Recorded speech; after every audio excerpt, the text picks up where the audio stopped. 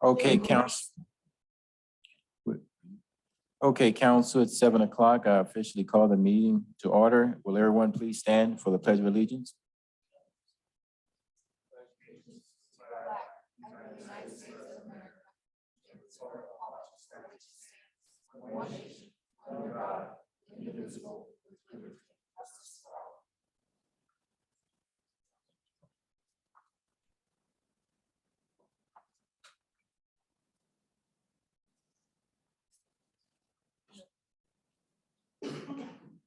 All right. Thank you. Okay, next thing on the agenda, we'll go ahead and have our roll call.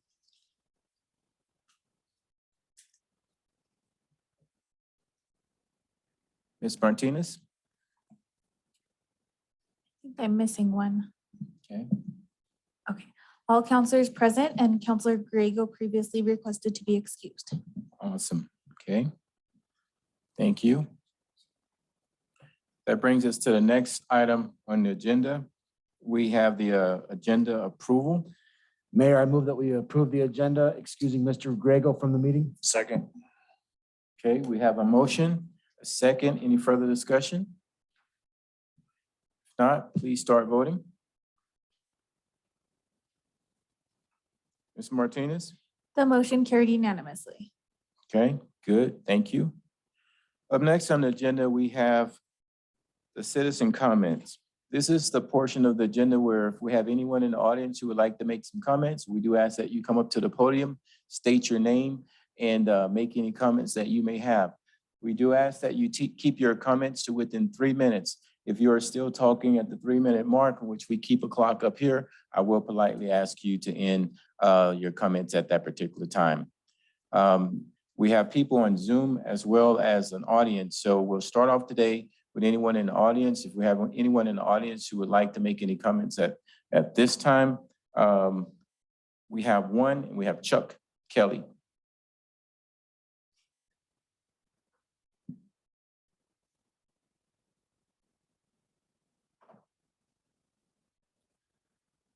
Good evening, council. Thank you for listening to me. I just wanted to talk about the short-term rental work session you guys just had and kind of the history of, all that. I just wanted to say that I think you guys have renewed my faith in, politicians and the political process. You guys have done a phenomenal job. I am actually at the point now, after hearing your guys' last conversation, where I would actually probably just say I would vote for this as it is. You guys have my support. I really appreciate all the work you guys have done. And I know when this whole thing started, I was a adversary to say that I did not support what you guys were trying to do.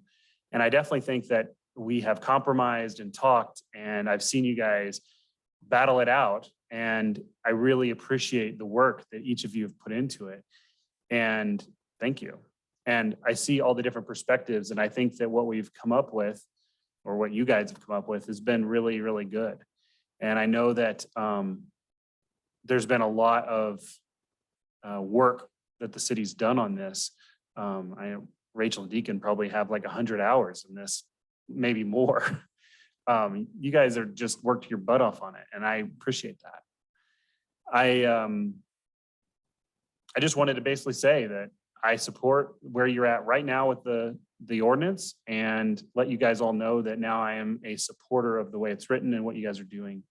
And I love the map, and I like the 5%, and I think all of that's going to work out really well, not just for the people who are trying to do short-term rentals, and not just for the people who have communities and want to live in them, but also for the city as a whole. And I think that's good. So that's all I got. Just thank you. Thank you. Thank you very much. Okay. So I don't have any other comment cards here for the audience, Ms. Martinez. So if you can give the Zoom participants instructions on how to raise their hand, and so we can recognize anyone on Zoom to give them an opportunity to speak. Yes, sir. If you're on the Zoom app and you want to speak for citizen comment, you'll use the raise your hand feature in the bottom of your screen. Or if you're on a telephone, you could dial *9. Mayor, it doesn't look like I'm seeing anybody raising their hand. Okay, thank you. So we'll go ahead and I'll turn it back over to staff for any additional comments or follow-up on the council comments.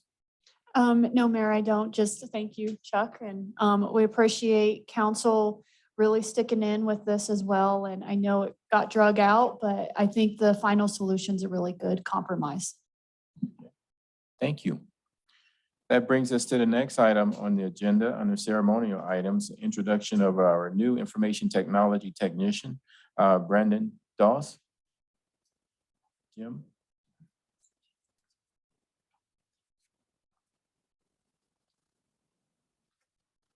Good evening, Mr. Mayor, Council. It's my pleasure this evening to introduce our new IT technician, Brandon Doss. He was hired on January 3rd per our agreement with Monte Vista, our intergovernmental agreement. He has been training with us since then. He is now full-time in Monte Vista, running the office over there. He's a resident of Monte Vista. He interned with us last summer. He also interned with the Alamosa Boys and Girls Club prior to that. He already has his IT fundamentals certifications, and we consider it a great pleasure to have him on board with us. We think he's a valuable team member. Welcome aboard, Mr. Doss. Thank you. Hello, council. It's nice meeting you all. Hello, Mr. Mayor. I would like to say that this has been a wonderful opportunity so far over these past 3 months. And even just interning with the city was very enlightening in this. And I look forward to having many more months here with the city and over there in the city of Monte Vista, hopefully into many years. It is a great opportunity in my opinion, and I couldn't be more grateful for it, especially right out of high school. So thank you guys. Thank you, Brandon. I'll see if we have any comments from Councilor Daniel. Thank you, Mayor. Brandon, we're so glad to have you. And we didn't have to learn a new name. No, so I think, I think it's really great that you're here and we're really happy to have you. So thank you for joining the team. We hope you love it. Thank you. I just want to say welcome aboard and good luck. I know it's a rock and roll job. And being fresh out of high school gives Jim the opportunity to teach you good habits and not have to break any old habits. So congratulations, and I'm sure you'll do great. Thank you, sir.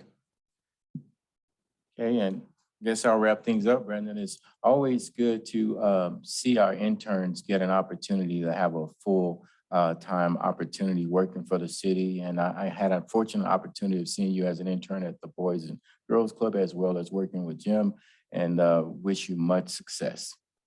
Thank you, Mr. Mayor. I greatly appreciate it. You're part of the Brain Trust now, Dream Team. All right. Thank you, Council. Thank you. Thank you. Okay. That brings us to the next item on our agenda, the National Library Week Proclamation. Here at our City Council, what we try to do is we try to spread the proclamations among the City Council members who participate on different boards. And we're fortunate to have Councilor Vehicle, who is on the library board. He is going to read the proclamation and present it tonight. So Councilor Vehicle, if you don't mind, would you please? Thank you, Mayor. Do we have anybody here for the library board? Okay, Andy. National Library Week 2022 proclamation. Whereas libraries are accessible and inclusive places that foster a sense of connection and build community. And whereas libraries connect people to technology, providing access to broadband internet, computers, and training that are critical for assessing education and employment opportunities. And whereas libraries offer opportunities for everyone to connect with new ideas and become their best selves through access to multimedia content, programs, and classes, in addition to books. And whereas today's libraries and their services extend far beyond the four walls of a building, and everyone is welcome to use their resources. And whereas in times of crisis, libraries and library professionals play an invaluable role in supporting their communities, both in person and virtually. And whereas libraries strive to develop and maintain programs and collections that are as diverse as the populations they serve and ensure equity of access for all. And whereas to adapt to our changing world, libraries are expanding their resources and continuing to meet the needs of their patrons. And whereas libraries have long served as trusted and treasured institutions for all members of the community, regardless of race, ethnicity, creed, ability, sexual orientation, gender identity, or socioeconomic status. And whereas libraries provide early literacy enrichment for their youngest patrons and support continued growth of literacy in the community through materials and programming for youth and their caregivers. And whereas libraries are cornerstones of democracy, promoting the free exchange of information and ideas for all. And whereas librarians and library workers are joining library supporters and advocates across the nation to celebrate National Library Week. Now, therefore, be it resolved that Ty Coleman, Mayor of the City of Alamosa, and on behalf of the entire City Council, proclaim April 3rd to the 9th, 2022 as National Library Week. In the City of Alamosa, during this week, we encourage all residents to connect with the Alamosa Public Library by visiting online or in person to access resources and services.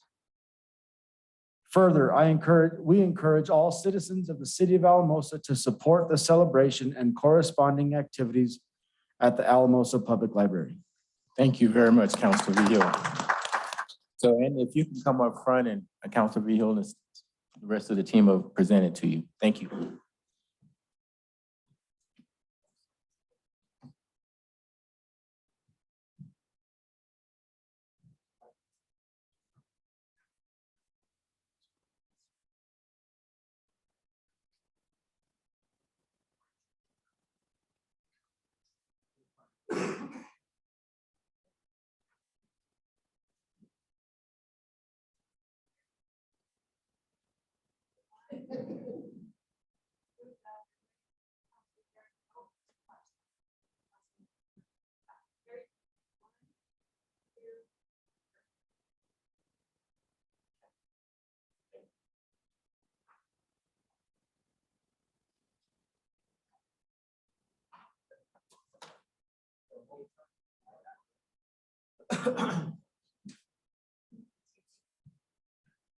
Righty.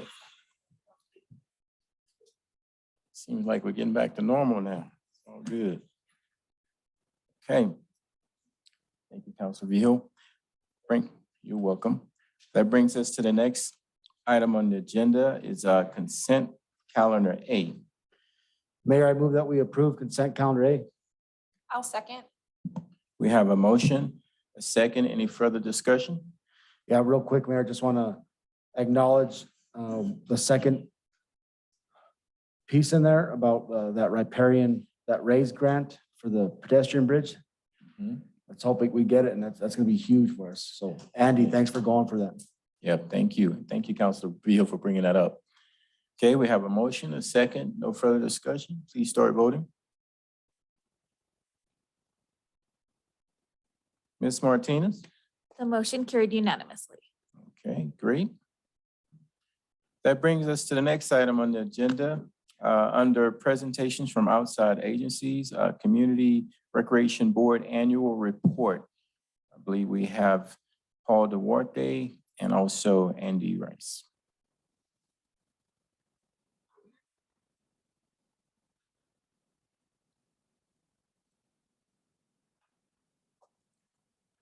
Good afternoon, or I guess evening at this point. Thanks for having us here tonight. Paul Duarte, I'm here representing the Parks and Rec Advisory Board. Do have another member over in the audience with us. So we do have a fairly large group. Unfortunately, a handful of them weren't able to make it tonight, and a few of you sit on the board with us also. I had like 12 pages of notes.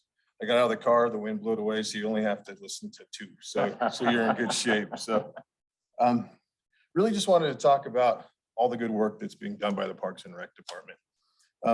Parks and Rec Department strives to provide activities and programs that are relevant to our city. I mean, that's really what their goal is all the time. Where do they figure out what's relevant to our city, right? That's sometimes an interesting part. So these are all captured in the comprehensive plan, the department mission, the council priorities, ultimately public input and trends that are happening around the country, all those different things that are out there. So it really boils down to those 5 different things that they're really grabbing onto, looking for opportunities and doing good stuff. I wanted to talk a little bit about how the staff was so innovative in the last couple of years. They have had to be innovative, just like everybody else who's had to deal with all the things going on with the pandemic and those types of things. You know, one of the things that they've done is we were struggling with the way to share the message of all the good things that are happening. The infogram that's up behind you, I think is one of those great ways to be able to look at all the things that are being taking place within the department. If you want to look at it, it's on the website, if I'm not mistaken, so you can jump on the website. If you want to save it on your phone for those of you out there to make sure you know what's been going on. It's been important to be able to capture all that. Some of the highlights within that, the programs, the depth of the programs that are currently taking place are tremendous. I mean, everything from the hiking trails, which we're right now over 20 miles of hiking trails within the city. Everything from ceramics to paddleboarding to tennis lessons. Right now, over 50 programs are taking place within the Parks and Rec department. So that's been great. How does all this stuff get paid for? You know, the half-cent tax that has been in place has been tremendous. The thing that's even more tremendous is over the past 5 years, that money has been leveraged extensively. There's $5.5 million in grants that have been achieved utilizing that money. So it's incredible how that money has been multiplied to help achieve all these different things. And ultimately too, you'll find in this info stuff that they strive to keep everything affordable. I mean, it's important that we keep things affordable. $20 for to be part of a program, something like that. And if there's needs, they're looking for opportunities, how to help folks that need some of those things throughout it. So I think it's been great. Just a couple other things to touch on with the grant stuff in particular. There's been $1.8 million for the San Luis Valley through the re-upping of the Gen Wild program. And so that's all been through grants. There's been secured second, the CPW Fishing is Fun grant at the Blanca Vista Park. The CPW State Trails grant and the Riparian Park to the Refuge has been another one that's been utilized. The use of the State Noxious Weed Grant Program to treat more acres than ever before is another impressive one. The Malm Trail System, which is officially open, that was all through donation and through some grants. So I think it's important to recognize how they've been spreading those dollars and really making those, stretch as far as they can.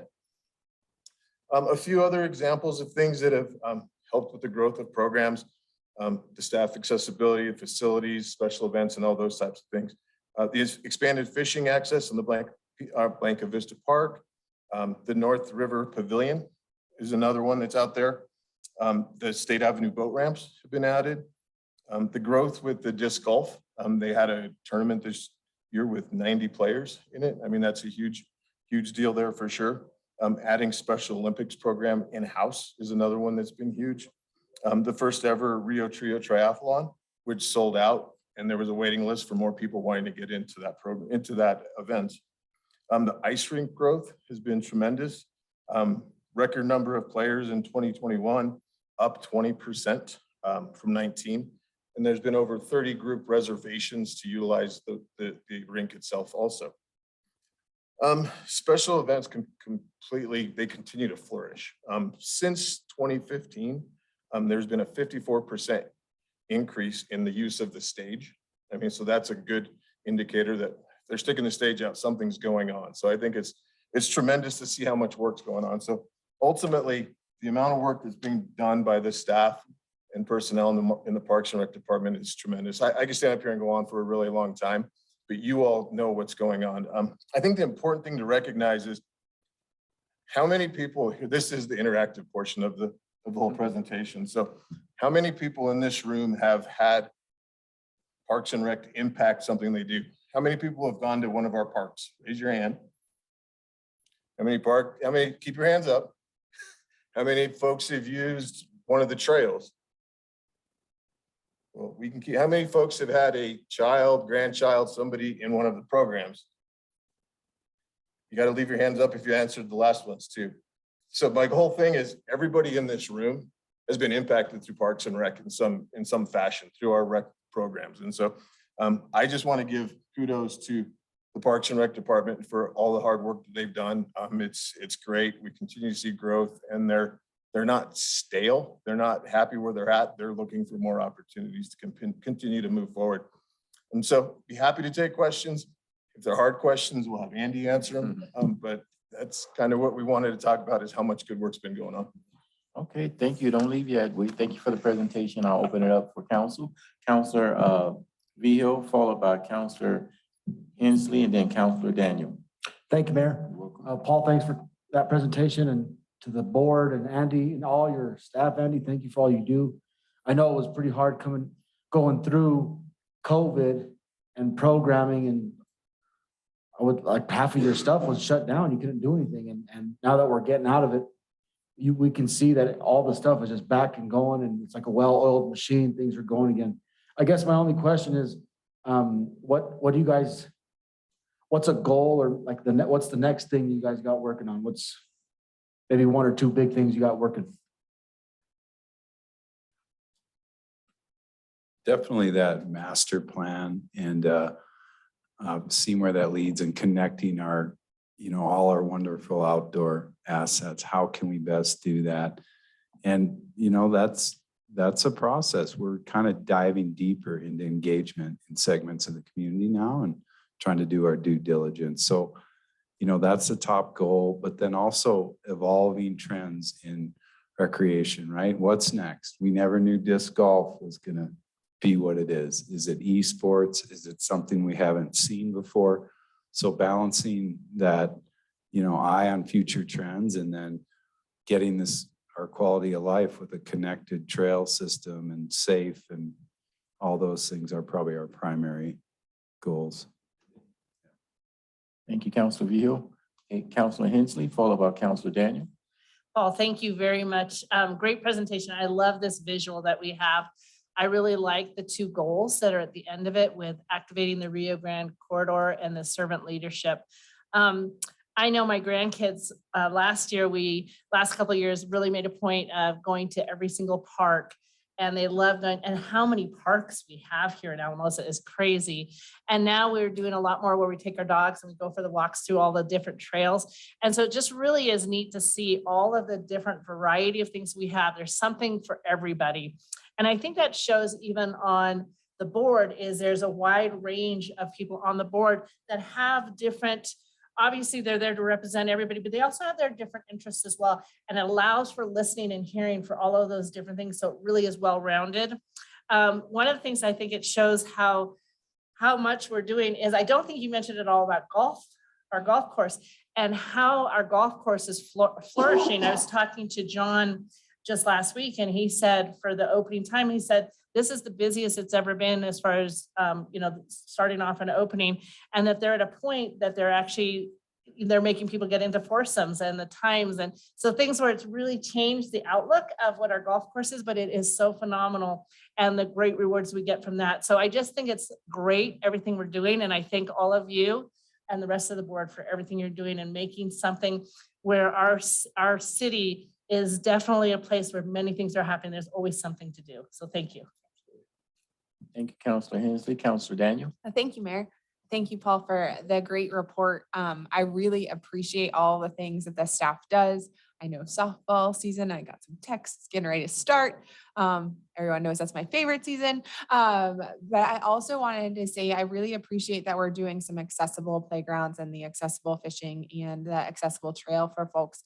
I think that we are really trying to make it, as Counselor Hensley said, something for everyone.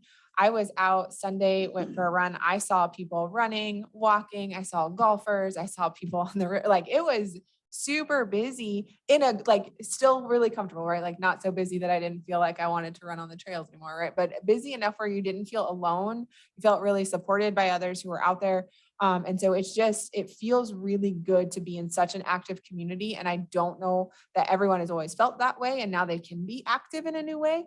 I also have heard from people who have recently moved here who will love the rec center. They're like, do you know how great the rec center is? I'm like, I do, but I'm really glad you found out too. And so just really, really positive things for people coming like up and checking out what we have. So thank you for all the work that you've done, because it has been amazing, amazing. Any other comments before I wrap things up?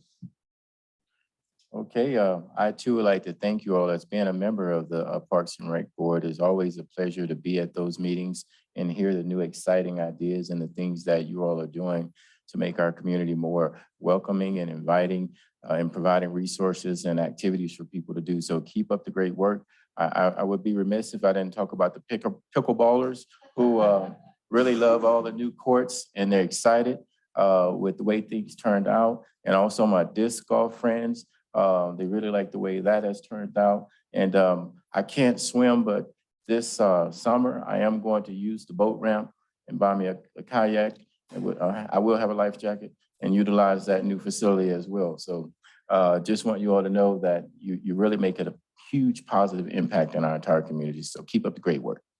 Thanks, Mayor. Maybe just to close, we've seen you at the Polar Plunge. We know you can't swim. That's noted. And then I think just to close up is we as the advisory board appreciate council support.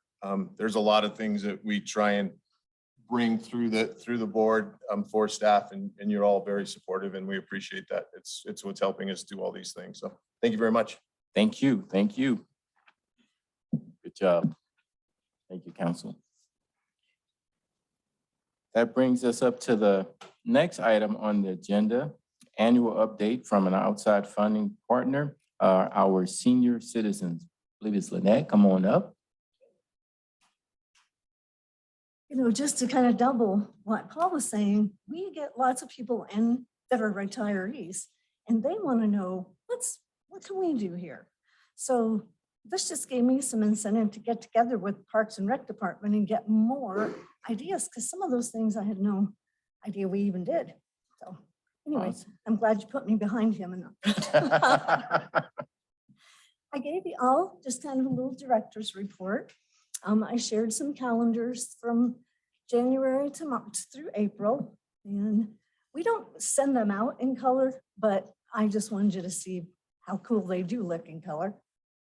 Some of the things I did miss were congregate meals have left the grab and go area, and now people have to come into the center to have a meal, just to be able to socialize and not just grab their meal and head out. I'm seeing lots of new people moving into the community, and either their children are bringing them over to the seniors, or they come by themselves. But it's kind of exciting to see that they're interested in becoming members, joining us for activities, things. The other thing I forgot was in May, we have something called a guided meditation coming from a nun, a Buddhist nun from Crestone. So I've had lots of interest in that. So we'll see how that one goes. And then we also are going to start in May coffee with the commissioner. And Lori Lasky called me and said, this would be a fun thing. I'll grab the mayor, he'll come with me. I'll grab some city council members, they'll come over. So don't be surprised if Miss Lori calls you and says, we're going to the seniors for coffee and donuts. So, and we do our new room, our room addition that we use for exercise has really been popular. And we've been able to rent it out to the Celtic Knots, which is an Irish band. And so that's fun. And also a belly dancing class. So it's being utilized, and it's making us a little bit of money at the same time. So we have been getting a bread donation. And it's kind of neat because our folks really appreciate it. We get it from the River of Life Church. And you'd be surprised at just how many people can't even afford one of those $5 or $6 loaves of bread. So we're very appreciative of that. And then anything else in the report you have questions for me on? I didn't memorize it, but I did write it down. Okay, well, we'll turn it over to council for some comments and questions and good presentation. Any Councilor Hensley? I'll just say you're doing a phenomenal job. I think the energy, having these handouts and just seeing, I love seeing the pictures. So I think doing things like that is really sending a positive message. And I think obviously it had to been really challenging during the times of COVID, and especially for your group, because in the interactions I've had is that for some of them is their only social time. And so I'm glad that things are getting back to normal, and that, and just all the energy you put in to try to make sure everybody was taken care of during those tough times. So thank you. Okay, Councilor Daniel? Thank you, Mayor.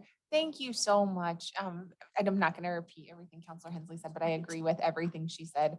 I really appreciate the fact that our seniors have a community to be a part of, right? And especially with all of the isolation they've had for the last 2 years and some of the fear and anxiety they may still have coming out into the community and rejoining. And so just really excited that you're able to do that, and also the care and effort you put into making sure they have those connections and the really cool activities that you're going to do with them. So thank you for those. We're excited for those too. They look Thank you. really neat. So thank you for all the work with them and Absolutely. supporting them. Okay, thank you, Councilor Daniel. Councilor Carson? Thank you, Annette. You guys are doing great work over there. I appreciate you looking out for our population. It's more seasoned. I'm getting there myself. I appreciate the fact that you're looking out for them in like the workshop of looking out for fraud and avoiding fraud. That's important right now, especially coming out of the pandemic. There's a lot of scams going on. So keep up the great work. It's awesome. You bet. Thank you very much.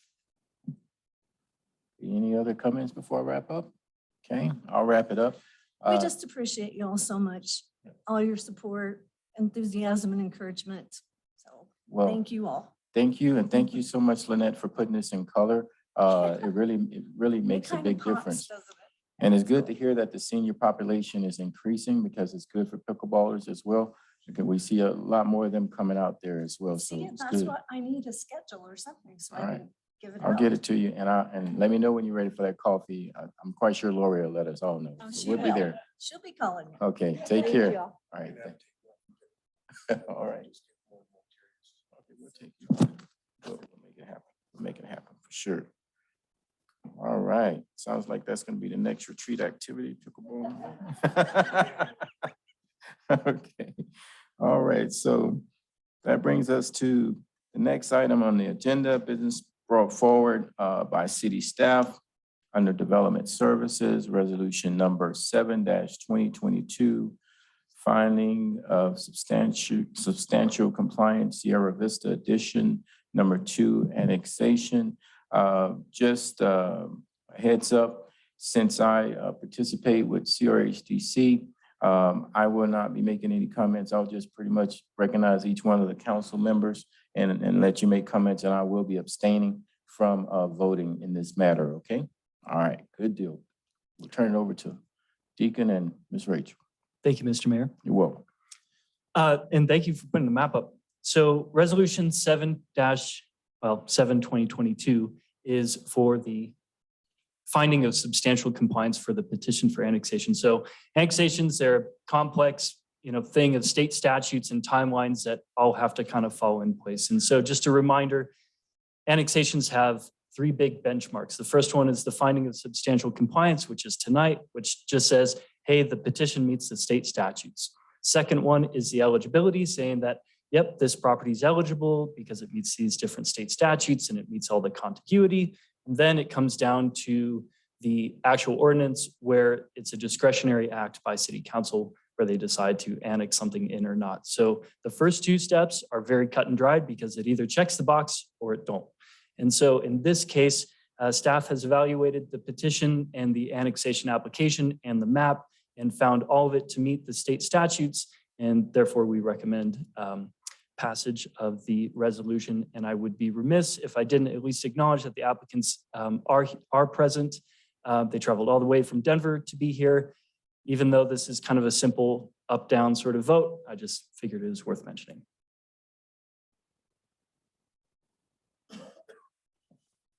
Okay, council? Council Vio? It's pretty cut and dry. I move that we adopt resolution number 7-2022, finding the annexation petition for Sierra Vista edition number 2 to be substantially complete and set for the date of an eligibility hearing for May 18th, 2022. Second. Okay, we have a motion and a second. Any further discussion? Counselor Daniel? Thank you, Mayor. I just want to say thank you for taking the chance on this development and annexing it in and working through the process. It really means a lot and it will help our community. So thank you. Council Vio? Just also want to say, I'm excited for the potential of some more housing, add to our housing stock in Alamosa. And just the different type of housing that's going to go in there, I think is really phenomenal. So thank you. Okay, we have a motion, second, no further discussion. I will be abstaining, so please start voting, everyone.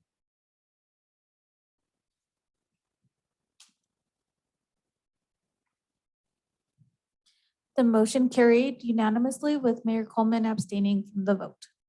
Thank you. Okay, thank you.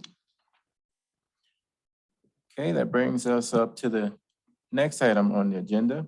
We have a public hearing and second reading of ordinance number 6-2022, an ordinance establishing downtown pedestrian safety zone and doubling fines for speeds related to traffic violations in such zone. Ms. Rachel?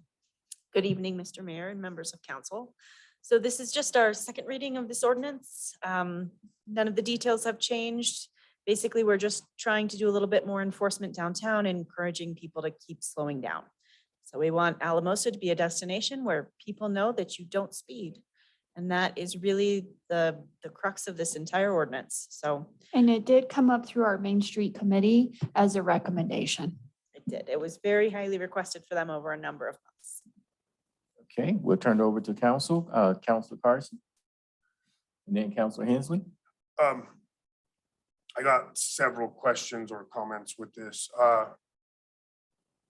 My personal recommendation from, thought and comments I've received from people, primarily this is a personal opinion. I think that we should hold off on this until we have signage and safety measures in place to see if it mitigates the speeding. I have an opinion of, I think the speeds increase downtown dramatically because people are pissed off trying to get through it. I feel that we as a council should finish what we started before we start even considering taxing people in a way like this. I just think it's a bad idea right now to move forward with something like this. I think I would really like to see us move forward with putting our blinking lights in, our pedestrian crossings, trying to increase some of, or finish some of the implementation of that. I know we're waiting on an overlay, but I really think that this, as well served as it is and as good of an idea as it is, I don't think it's a horrible idea. I just think it's ill-timed.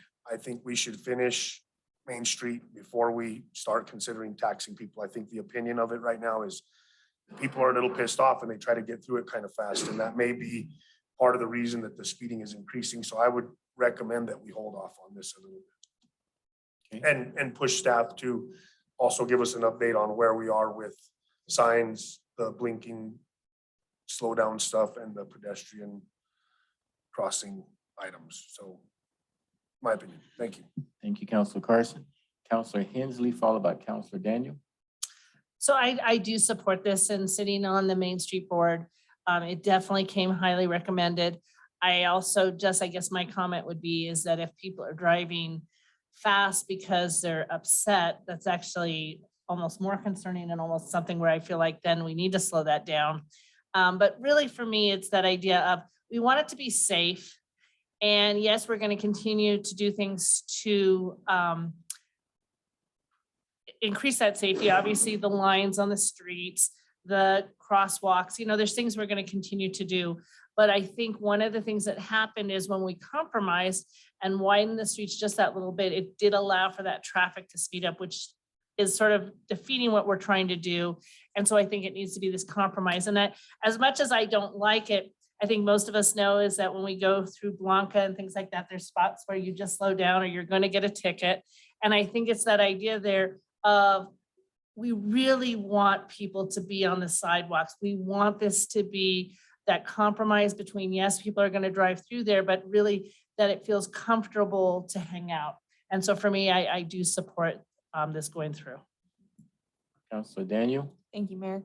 I appreciate that people may be frustrated about this, but the truth is that they shouldn't be speeding regardless. So they should be getting a ticket and now it'll just cost more.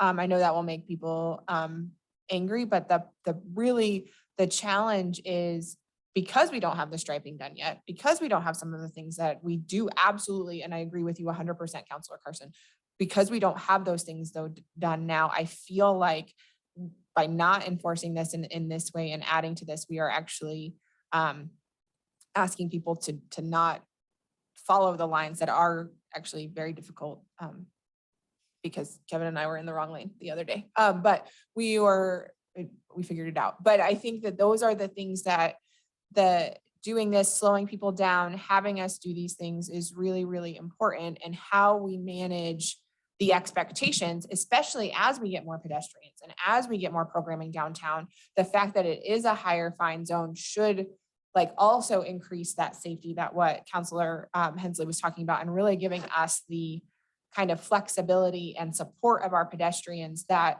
currently they still don't feel, even though we've made some of these changes. And I think that if we can do this in addition to all of the other things that won't stop, I think it will feel like a more pedestrian safe part of town.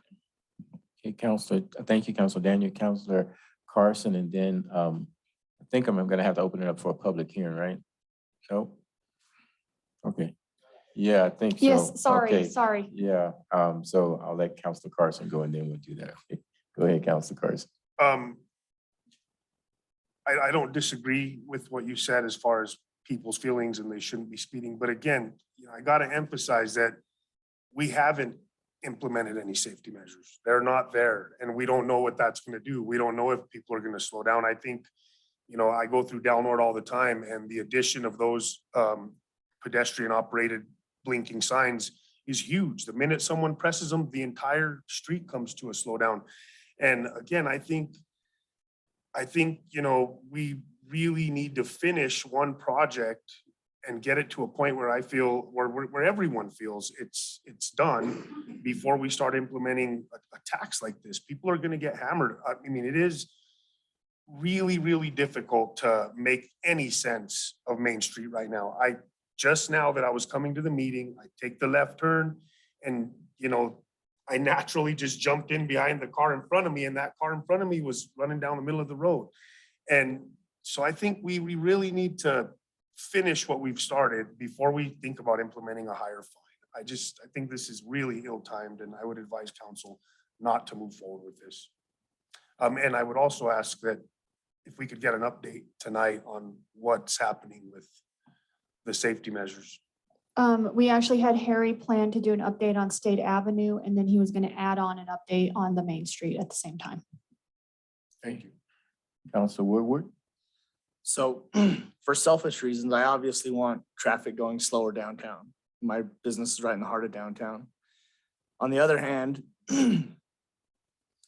I feel like we're throwing gas on the fire by doubling speed limits. Sorry. A lot of the public is still upset and frustrated with the downtown design, and I know that they'll get used to it eventually, but I don't feel like right now is the time to double a fine for speeding. The other thing that we have to think about is tourists. I travel a lot, and I know, going through towns like Fowler, going through Blanca, you have to slow down. They're known as a speed trap. The thing we need to ask ourselves is, does Alamosa want to be known as a speed trap as well? I mean, after all, Main Street is still a major highway. It's not a side Main Street like Salida. It's a major highway. Gets a ton of traffic, and I don't know that we want to be known as a speed trap. We do want people stopping in downtown, and we want the public, our local people, coming downtown and not avoiding downtown. So at this time, I would be against doubling the fine as well. Okay, Counselor Carson. Thank you, Counselor Woodward. Counselor Carson. I forgot to state this. I think that right now, you know, with the parking, I mean, we've improved that signage, but we just have really, it's not very clear what we're doing downtown. And so I think just throwing this out there without any good messaging, without, again, the idea of the stuff that we've planned on putting in place, being in place, I think it's gonna be just what Councilor Woodward said. It's gonna be kind of a speed trap. People aren't gonna expect it. I really see that even some of the sheriffs have had a hard time enforcing parking and traffic flow as it is. I just think, again, we're not ready for this yet. I think we need a little more data on what Main Street's gonna do when we finalize the project. And then if people are being jerky, then we double the fine and it's more deserving then. I think right now, it's really blindsiding people. Besides the anger factor, I think there's also the confusion factor. And it's really difficult to chastise someone for being confused and wanting to get out of a situation that they feel unsafe in faster. You know what I mean? I think people are trying to get out of it. I've heard a lot of even councils say, you know, it takes this many seconds to get through there. I think people are nervous and trying to get through there as quickly as possible. I really think this is ill-timed, and it's just, again, like Councilor Woodward said, throwing gas on the fire. But we don't have signage. We're not clear on what we're doing yet. And to throw something else out there that's really going to be unclear I think it's just bad practice. Thank you, Councilor Carson. Councilor Hensley. So I drive it so much, I probably don't notice. Is there a speed limit sign? There is, and so we are gonna put the pedestrian signs up within the next few months. But again, those only flash when they're pushed. We had no plans of putting another type of signage up. If this passed, clearly we were gonna put warning signs up and those types of things. And to clarify, not to try to talk anyone to anything, but I wanna make sure when the Main Street Committee discussed this, their point was they wanted us to be a speed trap, that you don't speed through Blanca, you don't speed through Fort Garland. That was the entire point of why they wanted this. And they were more excited about the signage related to this and the education that would come with it versus how much actual enforcement would be there, because it would be more of the signage and education that would be slowing down. And they would talk about the people who are revving their cars and racing down Main Street right now. And so I want to offer that little bit of clarification of what's to come. Harry will be talking about when we're going to do the striping, and then at the end of May, 1st of June, the more permanent correction to Main Street. And we received the final engineering for the rectangular rapid flashing beacons on Friday. So we're just responding to the engineers and working through our CDOT permits. So those should be coming pretty soon. Okay, so what I'll do is I'll open up the public hearing now for the audience who's present, and then the audience on Zoom, and then I'll bring it back to council for further comments, okay? So at this time, we're going to go ahead and open up the public hearing for ordinance number 6-2022, an ordinance establishing a downtown pedestrian safety zone and doubling fines for speeds related to traffic violations in such zone. Do we have anyone in the audience who would like to make any comments in regards to this ordinance? If so, please come up to the podium. Okay, so we don't have anyone here. Ms. Martinez, can you give instructions to the Zoom participants and Yes, show sir. them how to raise their hands? Yep, if you're on the Zoom app and you want to talk on this ordinance, you'll use the raise your hand feature in the bottom of your screen. If you're on a telephone, you can dial *9. And Mayor, I'm not seeing anyone raising their hand. Okay, I don't see anyone who has their hands up either, so we'll go ahead and close the public hearing and bring it back to council for additional comments. I just want to ask a question because I'm hearing both sides from everyone in regards to the speed doubling of fines and then the striping being completed and the road work being completed. How close are we to getting Main Street completed with the striping and the overlay?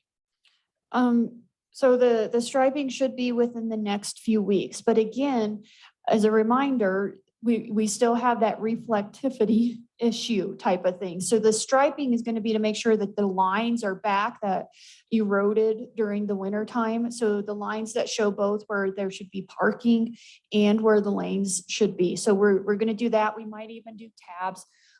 So Harry can talk about that, but that's because we need something there now that the weather's warm enough that will allow us to apply the paint.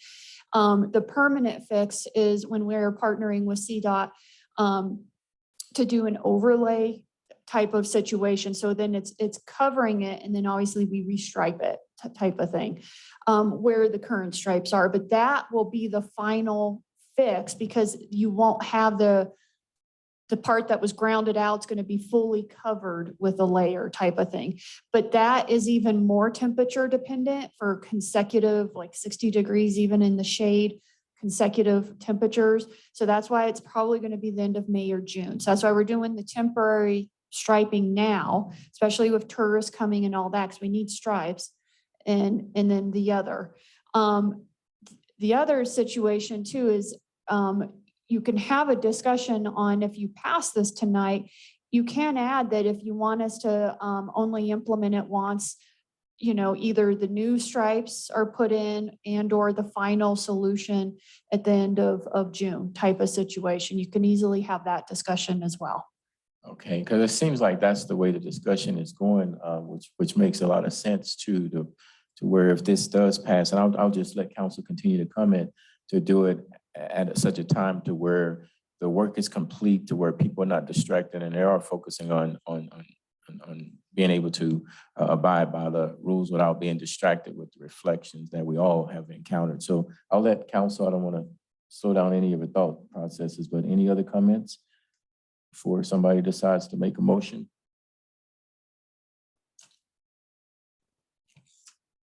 Councilor Hensley? I was gonna make a motion, so if you have something to add. Councilor Vio? Just listening to all y'all speak about this, I think we should go ahead with it. I know it's not done. I know we need to communicate better what the plan is down there, what we're doing. I think we have a plan. Maybe we need to work on the communication of that plan, but the lines need to get figured out. I'm with you on that. I don't see a fine. I don't see this as a tax. This is a penalty because you broke the law. Just slow down, jeepers. It's not hard. Slow down and you'll be fine. We want to slow down. We want people to stop. We want people to be aware of their surroundings and pedestrians. So I see this as another tool in the toolbox to increase safety and get people to slow down. So I'm for this. Okay, thank you, Councilor Hill. And just to be clear, would you be for it now or after this next layer of temporary striping, or after we get the permanent fix done? When would you prefer this to be implemented? I'm just asking a question. So when Ms. Hensley makes her motion, she'll have a better idea of how to make her motion. I'm gonna say I feel speeding is speeding. So if we're gonna do it, it doesn't matter if there's stripes or not. Okay. Okay. Right now, okay, make your motion. Okay, so I'm gonna go ahead and move that we go ahead and approve the ordinance number 6-2022, an ordinance establishing a downtown pedestrian safety zone and doubling fines for speed-related traffic violations in such zone. I do have one question, is would we make sure though the signs that says that there's double fines be put up before we would start doing that? Absolutely. Okay. So we're probably going to have some time where we do education. We'll have some time where the signs are going up, and then there will be enforcement. So it's not going to be overnight. Okay, I'll second. we have a motion and a second. Any further discussion? Before you vote, I do have a question. Since we know this is not going to be overnight, but timeline wise, can you give us an idea of what kind of timeline we're looking at of when you expect to have the signs up? And do you think the signs will be here before we get this next layer of striping? Or do you think we're going to have the next layer of striping and the signs come in? It could be that we work on them at the same time. Or it could be that because we want to do some of the pre-education leading up to it, the signs might be after the striping. Okay, all right. For safety measures, reasons, I agree with the doubling of the fines, but also for the people who are driving through the community, I think it's very important that we try to make sure that at least we have a certain level of clarity on these streets with the painting and the stripes and the signs, and being conscious of that before we become heavy-handed on the fines. Now, Counselor. I just want to make a statement. That last set of comments right there proved and emphasized how backwards this is. I think that it is something that we're jumping the gun on, putting the cart before the horse. We're not at all ready to do this, and I think I don't see why waiting till after we have Main Street ready is an issue. But again, that set of comments emphasized that we're not ready to do this. We're gonna throw a new ordinance out there and people aren't gonna be aware. And I think it's just, again, bad practice. We've already kind of messed this up from the get-go with public comment and all that, the whole Main Street situation. And this right here is another example of doing things backwards. It's my opinion. Thank you, Counselor Carson. Counselor Daniel? Oh, I'm sorry. I didn't have any comments. I disagree that it's backwards. I think that speeding in our downtown area is something that should not be happening anyway. And I would feel differently if this was for people who were confused, right? Like if it was, you were gonna get increased fines because you were accidentally in the wrong lane or being pulled, but this is not about that. This is about speeding that has been the same speed limit regardless of what striping we've had. So I do not feel like this is backwards. I also feel like anytime we adopt a new ordinance, we ask the team to do education and do the signage and do the things that need to happen. And so it's not like tomorrow, even if everything would be done with Main Street, if we were doing this, then the next day we wouldn't be able to double the fines anyway because of the way we have to get the information out. And so the expectation is always to educate and do this. So I do not feel like it's backwards. I do feel like we're following a similar process as we always do. And I think, again, it's about speeding. It's not about the other challenges people have. And so if we're increasing the safety of our drivers, I feel like that we're in the right path here. Hey, Counselor Carson. We've already got a speed limit, and that's the same thing. The speed limit isn't changing. So I'm not really sure how you disagreeing that it's backwards changes the fact that it is backwards. So. Okay, so we have a motion, we have a second, no further discussion. Everyone, please start voting. Ms. Martinez. The motion carried 4-2. Okay, thank you. Thank you, Council. That brings us to the next item on the agenda, the first reading of ordinance number 8-2022, an ordinance extending the temporary moratorium on accepting applications for short-term rental business licenses through June the 30th of 2022. I have a disclaimer here to let you all know that at some point in time, I may purchase or either enter into a short-term rental agreement. So I am going to abstain from this conversation and abstain from voting, but I will make sure I recognize each council member so that you can be heard. With that, Mayor, we'll have Rachel. Did you want to cover a little bit? And then I would recommend we change the date to May 5th, but I want to let Rachel go ahead and cover the history of this. No, okay, never mind, sorry. I can explain for Eric, just in case we get to reading the second ordinance at the next hearing. In case it's tabled, we do need this moratorium to be extended. And so although you can always vote at our next hearing to end the moratorium early, we'd have to go through the process of a first and second reading to extend it again. Is that right? The moratorium is going to end automatically once the new ordinance is in effect. So, I mean, it'll go to June 30th, or it'll go until the new ordinance is in effect. If you hit June 30th and you don't have a new ordinance, you'll have to extend it again. So the reason that staff picked June 30th was precisely because if if public comment at your second if something comes up and you don't end up getting it done in time for May 5th, we don't really want to come back with another extension, especially when the moratorium will terminate automatically upon effectiveness of a new ordinance. Better than I could have said it. Okay, Counselor Carson and Counselor Vihil. I was just gonna make the comment that, I mean, if we go to June 30th, it's kind of undoing anything we did anyway, because you're gonna have an influx of people probably trying to jump in on it at the lower rate before then. But I would agree with the city manager that we would at least have to bring it to the 5th. I mean, I don't know legally what that does, Eric, but So I apologize to council. When we talked about this during staff meeting, we obviously didn't have a clear conversation. I wasn't aware that it ends automatically once you guys have your second reading in the 10 days after publication. So what we had talked about at staff meeting is on second reading, we would have you change it to May 5th.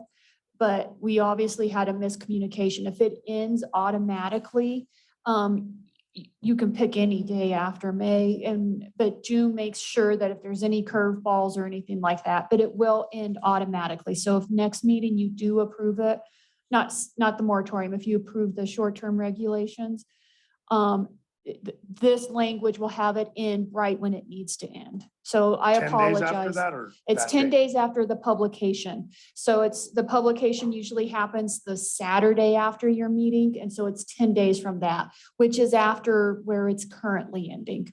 So I apologize for that little bit of miscommunication there. Okay, thank you, Counselor Carson. Counselor Vihil. Thank you, Mayor. I move that we approve ordinance number 8-2022, an ordinance extending the temporary moratorium on accepting applications for short-term rental business licenses through June 30th, 2022. I'll second that. On first reading. Okay, thank you, Council. We have a motion and a second. Any further discussion? No? Okay, please start voting.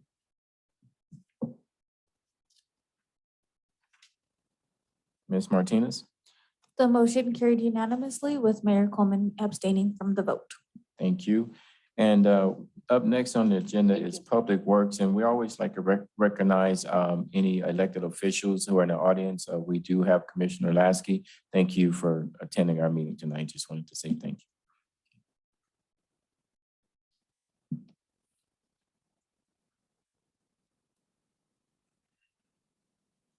Good evening, Council. Good evening. Mr. Mayor, Good evening. State Avenue, road construction. The project's going really well for the most part.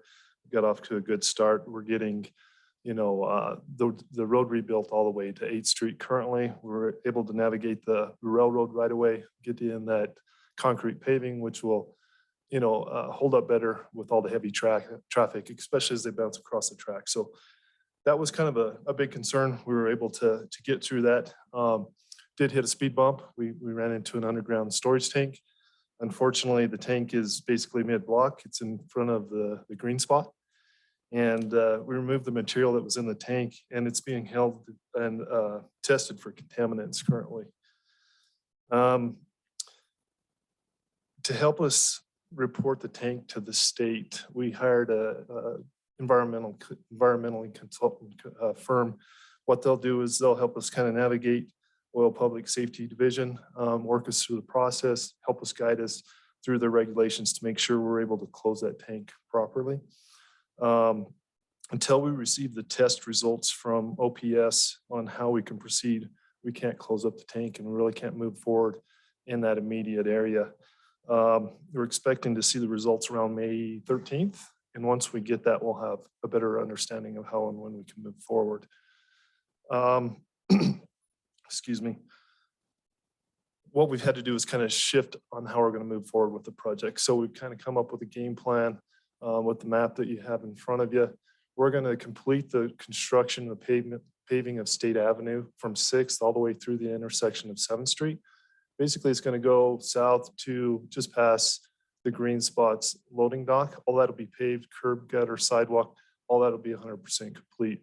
We're going to do a hard closure right there. That's kind of where the tank sits. And until we have direction on how we can move forward, we're going to keep the street closed there. We're going to continue to ask that construction or commercial vehicles continue to the state highway, but residents can still come down state, get to their dwellings, state hunt in that area. We'd like residents to kind of continue to use Ross and Ladue as they're going to need to navigate, the east and west side of State Avenue to kind of work further through the town. Once we get past that intersection or that alleyway, we're going to open it back up. We're currently working in that area between the tank and 8th Street. We're going to go ahead and finish the dirt work, do the curb gutter, sidewalk in that area through the intersection, and then we're going to open that up. And we're going to have to maintain that as dirt. We just don't want to pick up and only pave a little section because cold joints like that isn't healthy for the road with the expansion and contraction. So we'll leave that dirt there. And then once we get to that intersection, we're going to keep going south with the regular construction. Once we get an understanding of what we have to do with that tank, we'll go back, rebuild the road, fill it in, remove the tank. We don't want to really remove the tank if we can help it. We think the state will let us to fill it back in with dirt or a flow fill type material.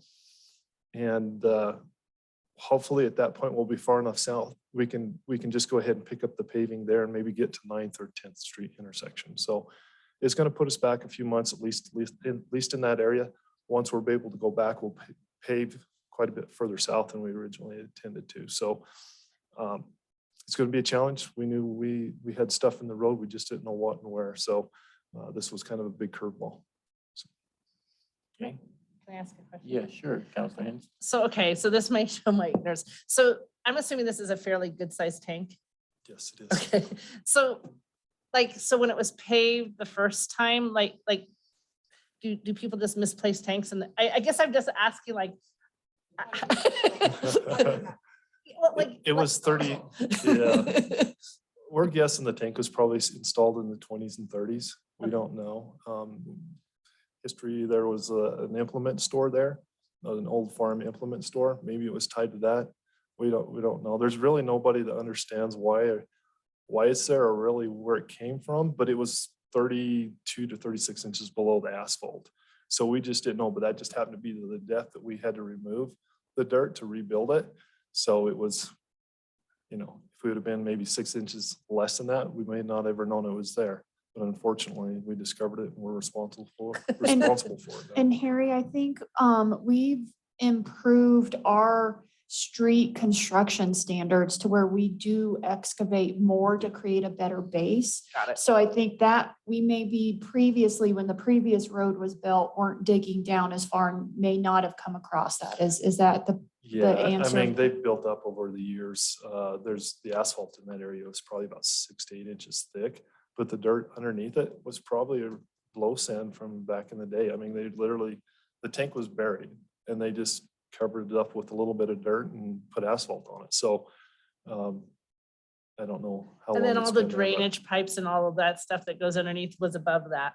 That's all been removed. The only thing really there is just the tank itself. So, and it's an old riveted tank. It's pretty unique. But it's in. I was quite just good trying to condition, visualize so, this whole thing. Yeah. Okay. Yeah. So we've got safety barriers around it, kind of protecting it, but we just can't have through traffic continuing through, and we don't want to break down that asphalt edge that we just freshly laid down. So it's best that we just do a hard closure there and have people go around. Okay, thank you, Councilor Daniel, followed by Councilor Carson. Thank you, Mayor. Harry, thank you for this. So with the testing and things like that, if there are contaminants in it, are we worried about any safety in those buildings right now? Like, are there any risks to the public at this point? And then if there are, how long will that mitigation take if we find out? Do you have any idea? That's a loaded question. I know, I'm sorry. Yeah, I don't really have a good answer for that. Okay. I think if there was a health risk, we would have seen it by now. It Okay. would have reared its ugly head. But best case scenario, we can fill it in maybe May 14th, 15th and keep going. From there, it's really dictated by the state and how they want us to kind of recover the area.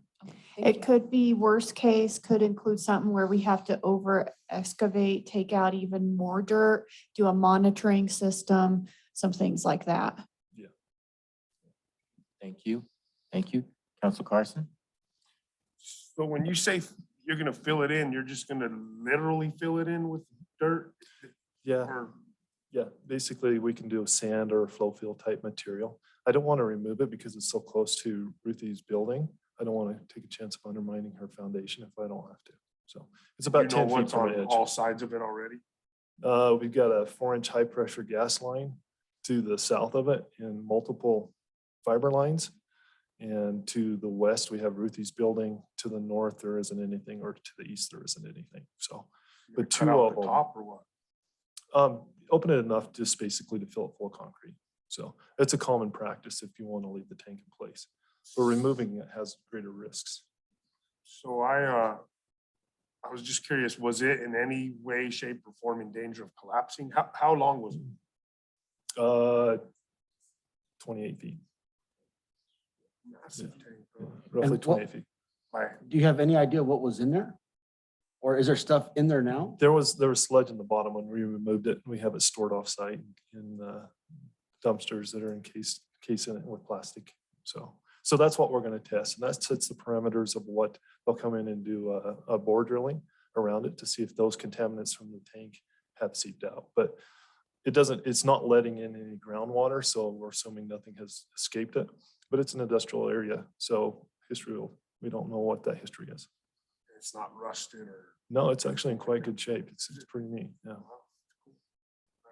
Thank you. Thank you, council. Thank you, Mary. Okay, And before we move on, we were gonna have Harry maybe give a quick update on the Main Street as well. okay, sure. Yeah, I think Heather touched on most everything. Current process really right now is we're trying to renew our existing permit or get a new one. Once CDOT allows us that permit, we'll get back in there and touch up the paint. We'll keep on the paint until we get to the chip seal process. The chip seal is very dependent on temperature, as Heather indicated. So we're really stuck till May or June, hopefully late May, middle of May. Also weather, as far as windy conditions, if we're still seeing, these storms come through, we don't want to spray that tack down because it's a kind of very light material.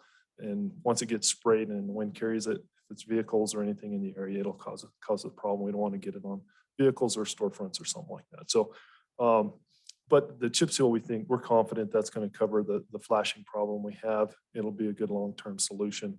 CDOT's in support of it. The mill and fill was just something, once we put numbers together, would be, cost prohibitive.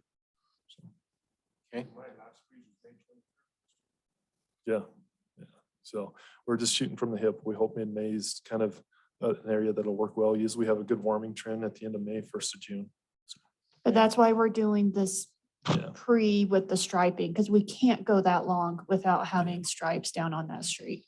So hopefully in the next 2 weeks, we'll be able to put paint down, fresh paint, and then we'll maintain it. We won't wait for CDOT to touch it up. If it starts getting worn, we'll put another coat on it. So Those little flaggy things that you put on the street, the tags, are those something we could do too? we can, they're great. And I think that really helps direct traffic. The only problem with that is if we get a snowstorm and CDOT runs their plows down through there, they take them out. So we can do it. I don't have any issues with that. It's a great way to direct traffic, especially at night in the dusk hours. It's just, they could wipe it out with one storm and we could reapply them if we Are need they to. super expensive? It's more staff time. It's just, taking the time to go put them back out. So I do think those would be helpful, but yeah, we certainly can do it. And just, I know you're gonna answer, I know your answer pretty much, but to touch on what Councilor Hensley said, in the reflectors, I'm sure are more, right? They cost more, the little reflectors you see. So those little tabs have a reflective strip across the top, so they come reflective. You know what I'm talking about? But you're talking base, about the one button that's reflectors. recessed Yeah, into button the, reflectors. when we don't want What to are they do called? those when we're getting, Oh, we don't want to Yeah. do those when we're getting ready to do the other project. Can you get the reflective paint yet? Remember we had the thing, Rachel, where they couldn't get that paint because the oxygen was in short supply? so the paint we apply has a bead material in it. That's the Beads, yeah. reflective materials. You Yeah, can get that we've been beaded paint. applying it. Yeah, we got, I don't know, 10,000 plus cars down in a day, so it wears out pretty quickly. So.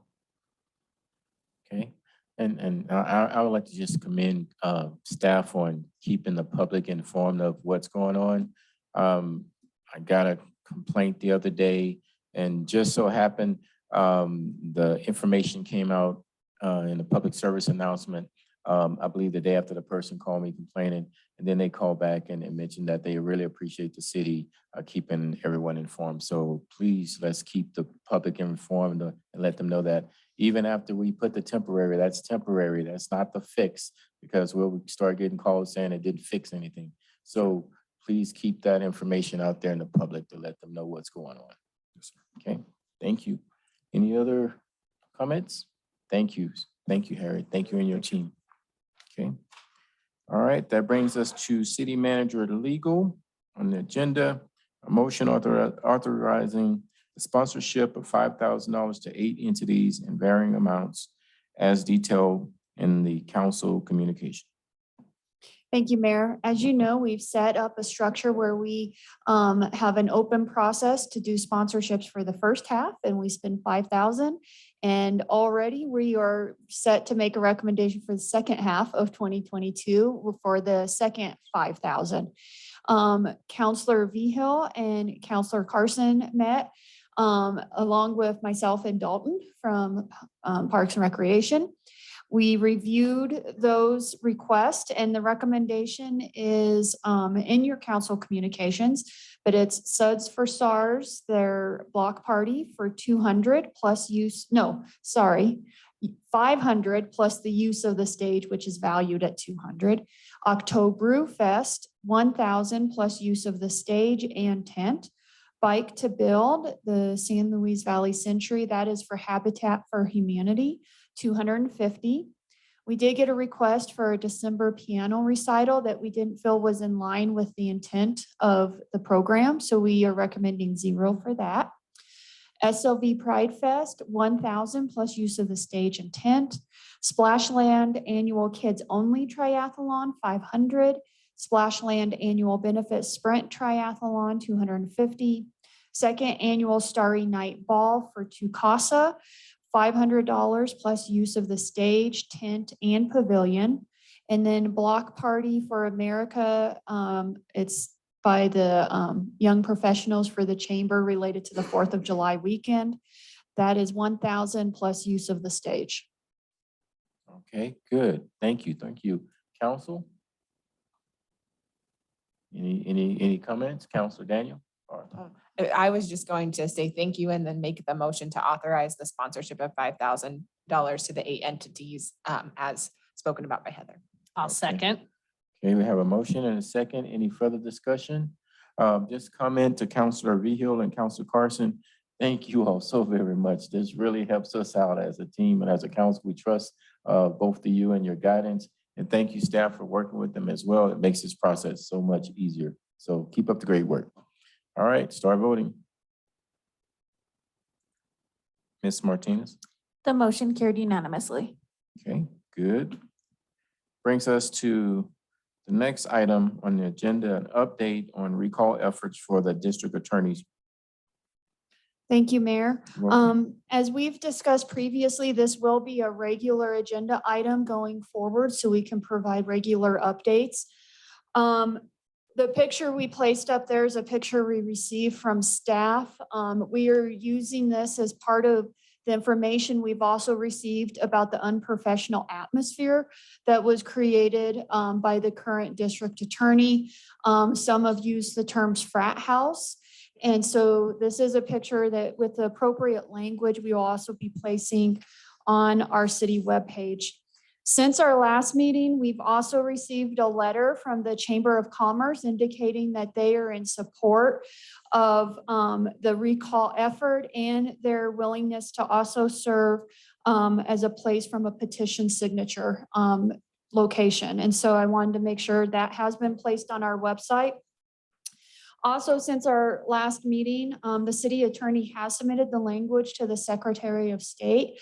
I feel like it was very powerful language, so I do want to take a minute to actually read that. Alonzo Payne fails to perform the basic functions of the office of the district attorney, and what he does is misguided and dishonest. Under the category fails to perform basic duties. 20+ arrest warrants for serious felonies from just one community sat unprocessed in the DA's office for weeks, including domestic violence, assault, menacing, forgery, burglary, leaving perpetrators on the streets. Constant failures to comply with the Victim Rights Act, including 8 violations in just the first year in office for treating victims with disrespect and failing to consult with and keep them informed. Reduced an agreed upon plea deal to spite a victim who had filed a complaint. Backlog of 116 serious cases not filed in 6 months or more since law enforcement referral. Of those, 29 of the cases are more than a year old. And that is across the valley, to emphasize that this is not just an Alamosa issue.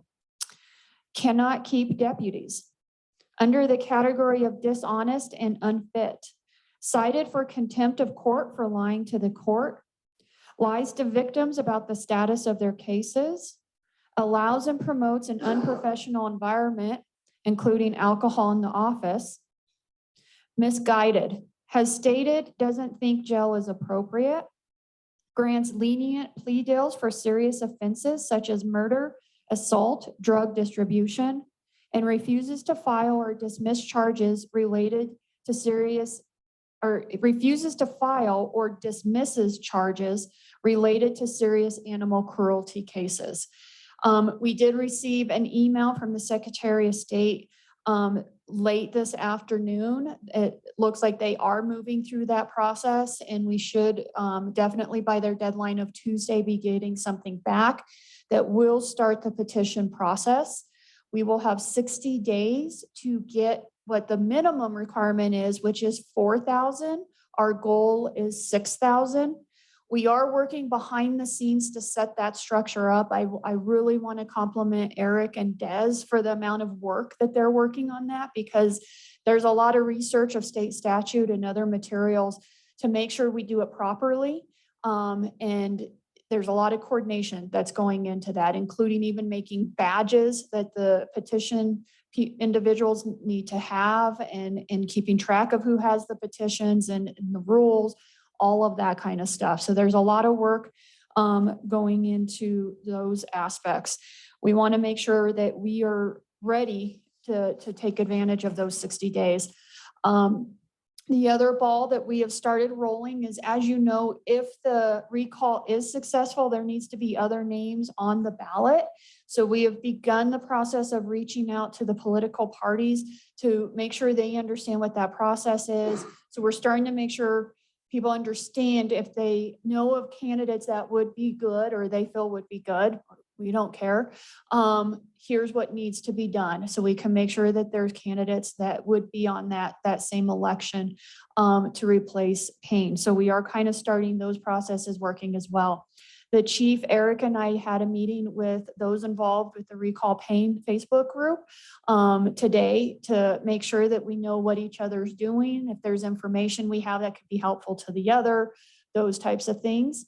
Once we do get the official petition, we will add a section to our webpage that is then specific to the recall. So it will have the language, it will have where people can sign the petition and other items such as that. So we will begin setting that up. I did want to take tonight as a little bit of an opportunity as well of, clearly there is a lot of interest from the media related to this. One of the concerns that staff has had from the beginning is we would hate for this to somehow be forced into fitting what's going on as a national debate. Should you be tougher on crime or not, or different things like that? We really feel it's much more nuanced than that. And in fact, some of the issues we have nothing to do with political viewpoints. It has to do with incompetence. It has to do with honesty. It has to do with other items that relate to the performance and not necessarily the philosophical views. However, since Payne has been very upfront on what his campaign is and that he doesn't believe jail is appropriate, there is a little bit of that area where we did give examples where on these more serious crimes, we weren't comfortable with some of what was pled down. But we also gave examples where we weren't even saying jail should have been something. So that example of the young man who took his life from a bullying situation. Clearly, we don't think the kids need to be in jail, but if there could have been maybe community service or something like that, that as an intervention type of situation. And so we just want to make sure we're clear about that anytime we're speaking about it. It's also an opportunity to talk about the lower level offenses where we've created or adopted, we didn't create, it was created in Seattle, but the LEAD program. And that's where it's low level shoplifting, other types of infractions where there's most likely an underlying addiction issue. And getting the 14th ticket is not going to make a difference in what that person is doing. What we have seen is very much some success of recidivism goes almost to zero with those people who are engaged with their case management. So there are areas of the spectrum where we very much want to make sure we are looking at what is the best tool type of situation. But on that spectrum, there are areas where jail and more severe penalties are very appropriate as well. And so we always want to make sure that we're clear with that. Finally, our local newspaper ran a story on the language being submitted to the Secretary of State. And for the first time, DA Payne actually provided a quote, and I found it very interesting. His quote was, "It concerns me that the taxpayers of Alamosa have to have their city council expend taxpayer dollars unconstitutionally and utilize the city attorney's time to support these efforts, as opposed to focusing on the issues they are charged to deal with."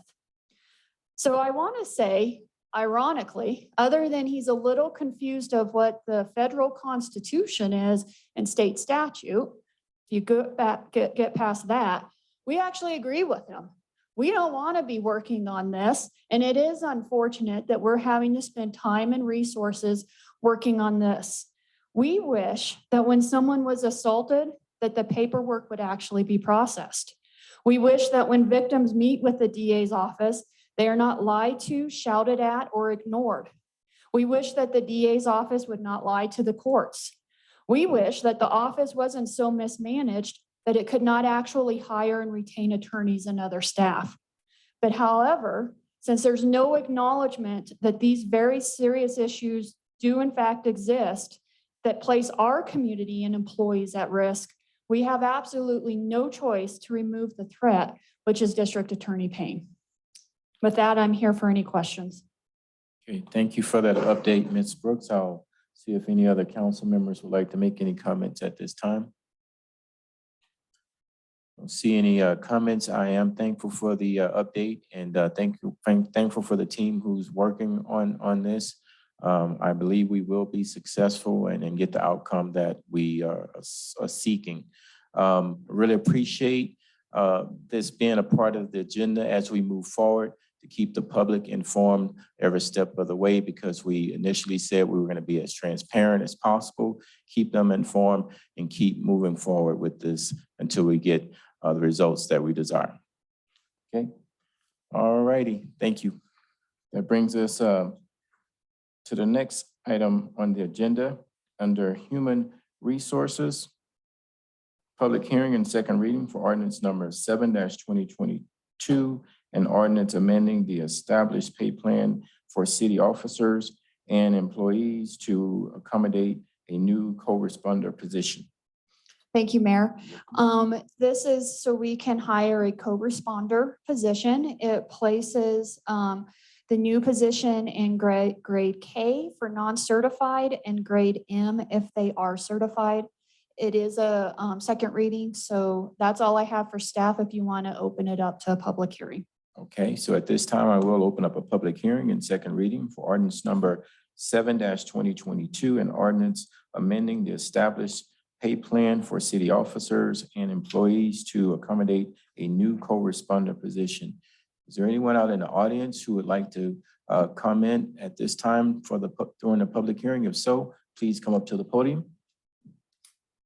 Okay, seeing no one's coming up, so we'll go to Zoom. And Ms. Martinez, if you could give the Zoom participants instruction of how to raise their hand to be recognized at this time in this public hearing, I appreciate it. Yes, sir. If you're on the Zoom app, you'll use the raise your hand button in the bottom of your screen to raise your hand. If you're on a telephone, you can dial *9. Okay, Ms. Martinez, I don't see any hands raised. Do you? I do not. Okay, so we'll go ahead and close the public hearing, and I'll bring it back to council for comments and our motion. Councilor Villa. Mayor, if there's no comments or concerns, I move that we pass ordinance number 7-2022, an ordinance amending the established pay plan for the city officers and employees to accommodate a new co-responder position. And thank you for going this route, Chief. I'll second that. Okay, we have a motion and a second. Any further discussion? Okay, then I don't see anyone's light on. Please start voting. Ms. Martinez? The motion carried unanimously.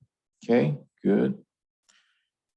That brings us to the next item on the agenda, county committee reports. Is anyone, Councilor Villa, committee reports? Mayor, we were supposed to have a library board meeting a couple Mhm. weeks ago, but we didn't have enough for a quorum, so we'll report back in a couple months. Okay, thank you for that update, Councilor Villa. Councilor Daniel? Thank you, Mayor. I did attend the Housing Authority meeting and the Homeless Coalition.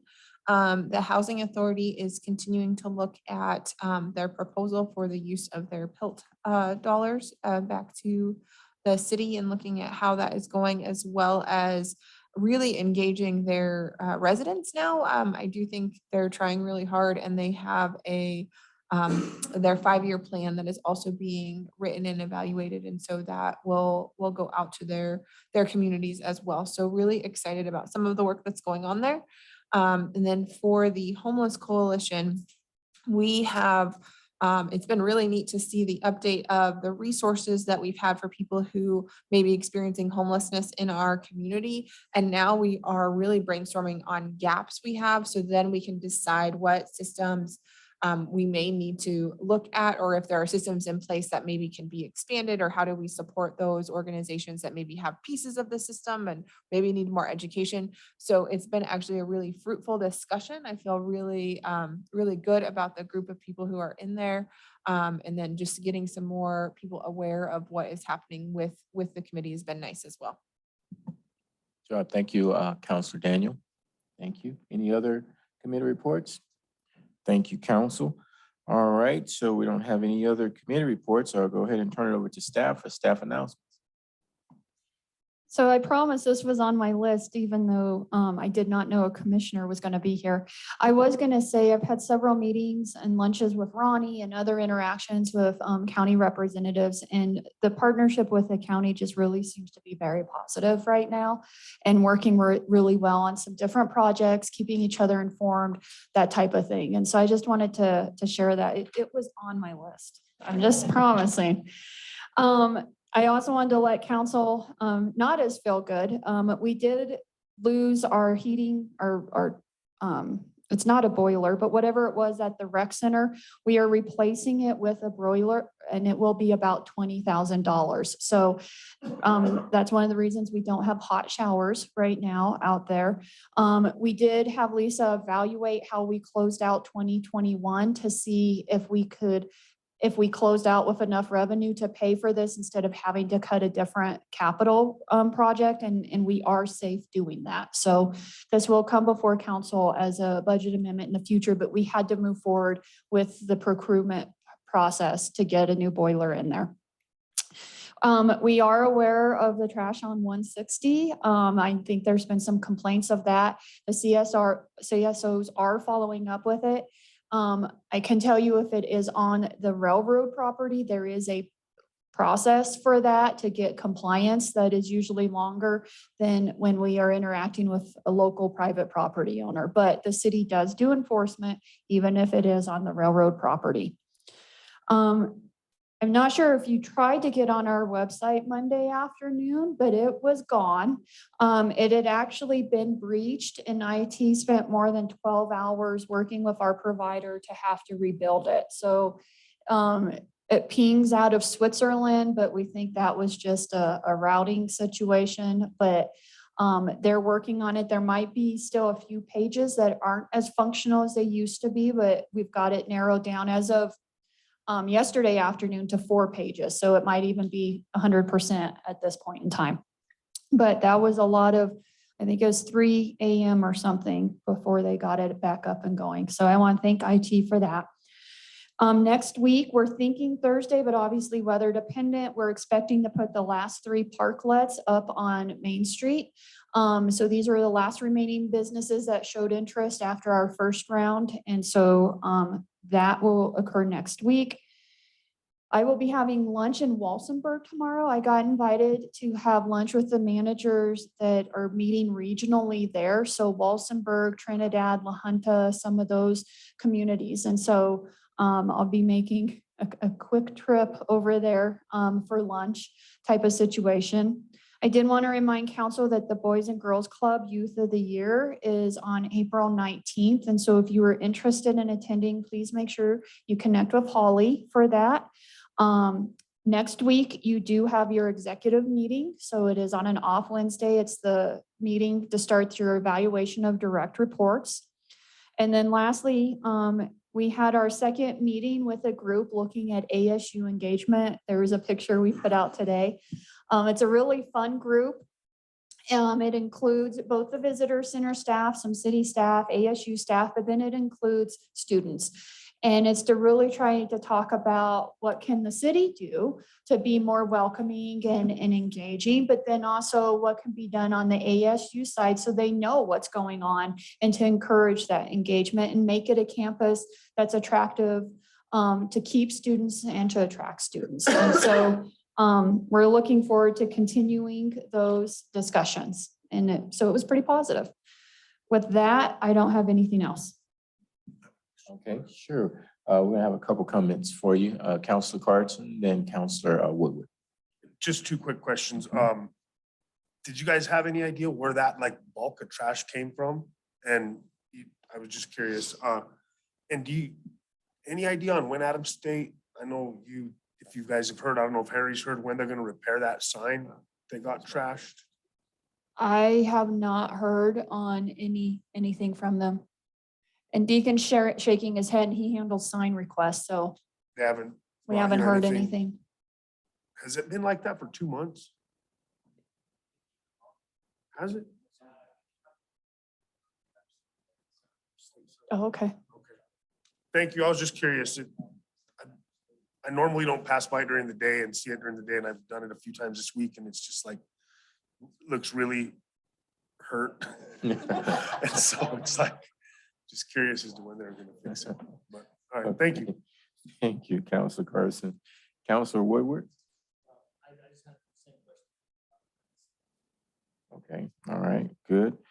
All right, so no other staff announcement. We'll go down to the, looks like the last item on the, well, close to the last item on the agenda, consent calendar B, local liquor licensing authority action. Counselor Vihil. Mayor, I move that we pass consent calendar B.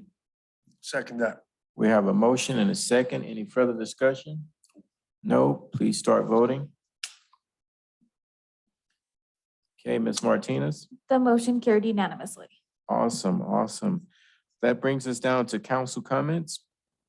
Counselor Vihil. Thank you, Mayor. I got a few, so please hang with me. Okay, you're fine. The first one is this, just want to kudos to Chuck Kelly. He was at that first meeting on STRs on the first Wednesday of November. It was right after the election. And it's been 4 or 5 months and we finally got it done. So thank you to staff again. And thank you to Mr. Carson for bringing up that idea of the grid on top of the different parts of town. That was a great idea. And I'm glad that you guys ran with that. So that's good stuff. Charlie and I went to the St. Benedict's cleanup a couple weeks ago, and you had addressed that there was some trash on the other side of the fence.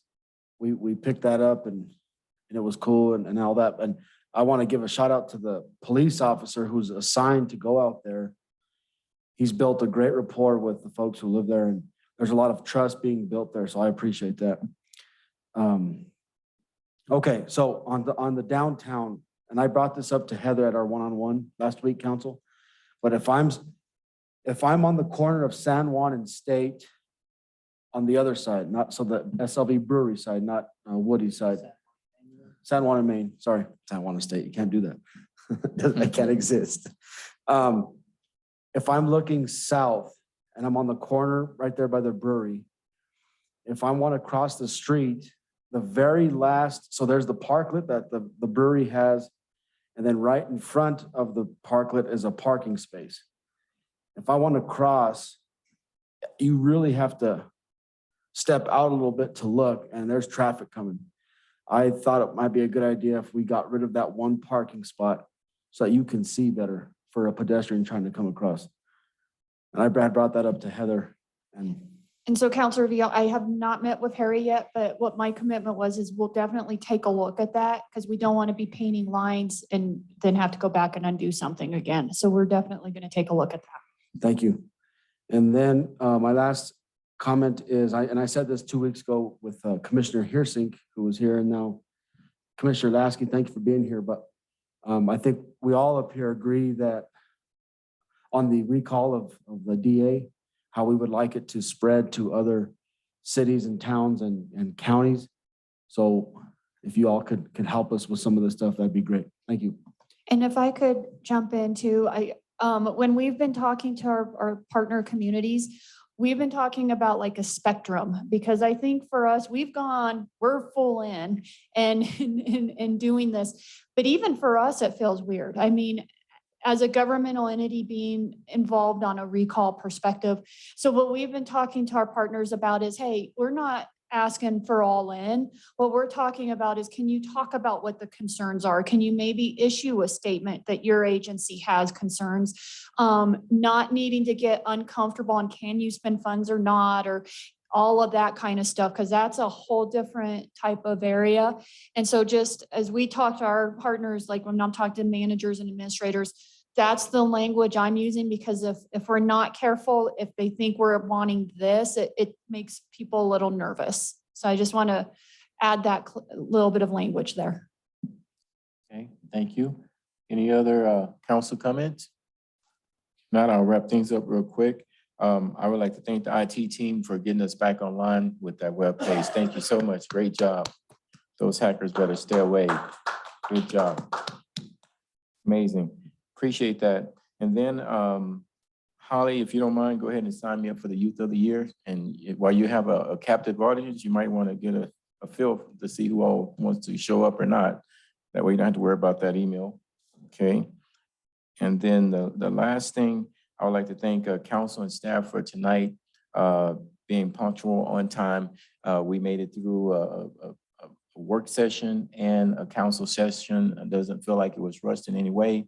We have very good comment going back and forth in conversation. So you all did a wonderful job. So thank you so much. With that being said, oh, and Ms. Lasky, Commissioner Lasky, you were not here earlier when Lynette with the senior citizens, she said that you're going to start having coffee with seniors. Feel free to call out and talk, all of us, and we'll be glad to participate with you. Okay. All right. Thank you so much. This meeting is adjourned.